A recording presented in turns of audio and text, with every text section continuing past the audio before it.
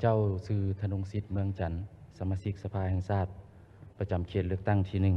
1ขออนุญาตมีคำเห็นก็โดยรวมเนาะข้าพเจ้าก็เห็นดีเป็นเอกภาพกับบทสรุปเนาะของท่านนายกที่ได้มีคำเห็นรายงานต่อกองประชุมเมื่อเช้านี้อันที่ 1ที่2มานี้เนาะข้าพเจ้าก็เห็นดีเป็นเอกภาพกับบรรดาสมาชิกสภาแห่งชาติที่ได้มีคำเห็นเนาะแต่ทางนั้นทางนี้ข้าพเจ้าขออนุญาตมีคำเห็นนะโดยเฉพาะมันยืนยันคือนั่นแหละหลักๆนี้เนาะเว้าเรื่องเกี่ยวกับถนนหนทางอยู่ในขอบเขตทั่วประเทศของพวกเขาซึ่งในระยะผ่านมานี่ก็ถือว่าพบความยุ่งยากหลายเนาะซึ่งในนั้นมันบ่แม่นแต่เฉพาะแต่ว่าปีนี้มันแก่ยาวมาหลายปีแล้วที่ว่าพวกเขาได้มีการเสนอแล้วเสนออีกเนาะต่อกับปัญหาดังกล่าวนี้พวกเขาจะเห็นว่าอยู่เขตทางภาคเหนือเนาะถนนหนทางเปหลายแล้วก็เป็นอันนึงเป็นอุปสรรคตัวใดอุปสรรคต่อกับการเดินทางของนักท่องเที่ยวครับบางเรื่องกับทางเขต10ก็ได้มีคำเห็นเนาะตัวนี้มันก็ส่วนหนึ่งเนาะและในนี้นี่ข้าพเจ้าอยากมีคำเห็นตืมคือเนาะนี่ต่อกับถนนหนทางนี้เนาะพวกเขาก็ได้เคยออกเป็นมติแล้วเนาะอยู่ในกองประชุมในระยะผ่านมาเว้าเรื่องการคุมน้ำหนักนี้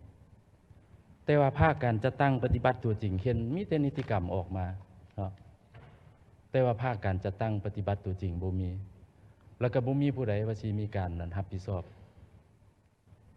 และพวกเขาเห็นประจักษ์ตาตัวใดประจักษ์ตาเว้าเรื่องการบรรทุกน้ำหนักนี่แหละของรถขนส่งสินค้าและอื่นๆเฮ็ดให้ถนนเปเสียหายเนาะประชาชนก็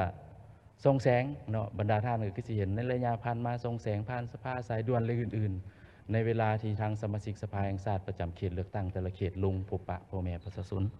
และในนี้เนาะข้าพเจ้าอยากให้เอาใจใส่เนาะนี่บ่ว่าพวกเราประชุมแล้วเนาะทั้งนั้นทั้งนี้อยากให้มีการมอบหมายให้มีการติดตามกวดกาแก้ไขต่อกับปัญหาดังกล่าวนี้จักหน่อยทางภาคเหนือแล้วเนาะสมมุติว่าไปเฮ็ดบัดนี้มาเบิ่งภาคใต้เพสมมุติว่าเพราะว่าเดี๋ยวนี้ก็เริ่มคนกัน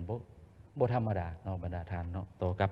ปัญหาถนนหนทางของพวกเฮานี่ข้าพเจ้าอยากให้มีการเอาใจใส่ในการควบคุมน้ำหนักนี่อันที่ 1อันที่2มานี้ต่อกับไฟฟ้าอันนี้ก็ยืนยันเนาะแล้วก็ขออนุญาตมีคำเห็นคือเนาะนี่ว่ามันมีความจำเป็นหลาย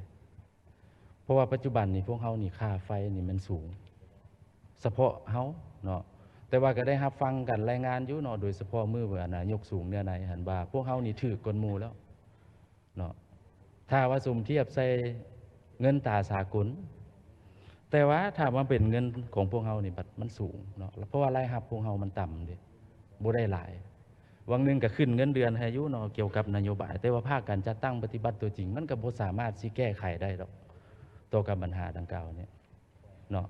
ประชาชนพนักงานทหารตำรวจก็แบกรับภาระเนาะต่อกับ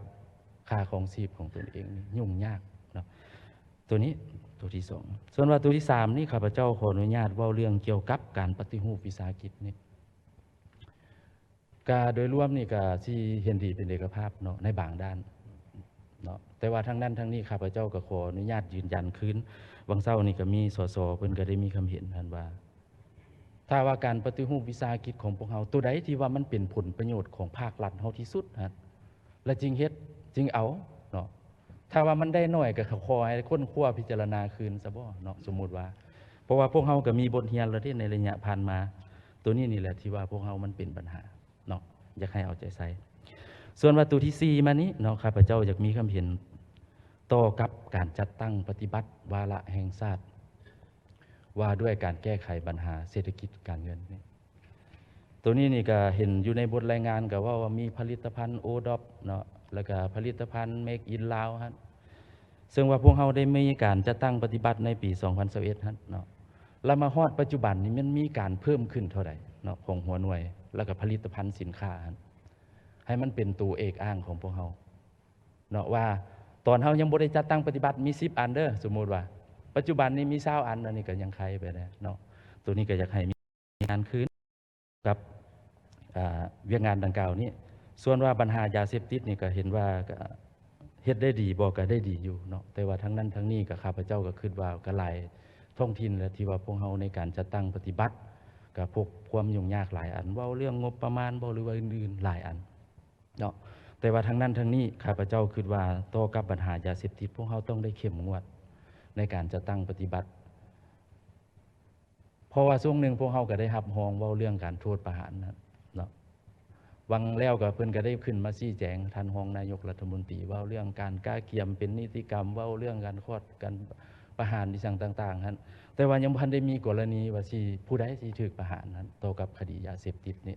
ก็อยากให้เอาใจใส่ต่อกับปัญหาดังกล่าวนี้เนาะข้าพเจ้าขออนุญาตประกอบความเห็นเพียงเท่านั้นเจ้าขอขอบใจ